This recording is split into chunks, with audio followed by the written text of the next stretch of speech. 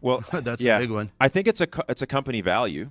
So if we're authentic and empathetic with our sales team, then that creates an environment where they're going to mirror that in the marketplace. So I think that's one of the first parts. And then I'm not an empathy expert. I'd like to know more. Like I'd like to be better at teaching it. My partner, her name is Little Wu, and that's actually like she's doing a master's right now in restorative practice and justice, and that's what they focus on is developing empathetic environments. And a big one is I think the first part of empathy is teaching people how to hold space and suspend judgment.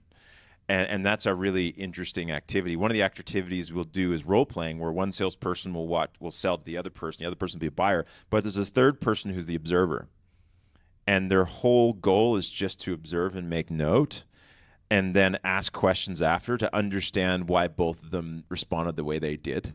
And so it's actually teaching someone observer skills and holding space, because most people just wait for their turn to talk. And they don't listen to understand, they listen to react. And so it is actually something that we can workshop and work on from that perspective, from an empathy perspective. But I think as a leader, if we can be more empathetic, and that is like when someone's numbers drop, but they're a good salesperson, we don't haul them up and say, what's wrong with you and how come you've been late? And, I'm going to put you on a PIP, a performance improvement program. It's, you usually have been rocking it in the last 3 quarters. Is there something going on I can help you with? Like, is there some challenges outside of work, or is there some tension around here I should know about? And if that's our first conversation, instead of what are your numbers, then creating empathy in the business allows that person to mirror that in the marketplace as well.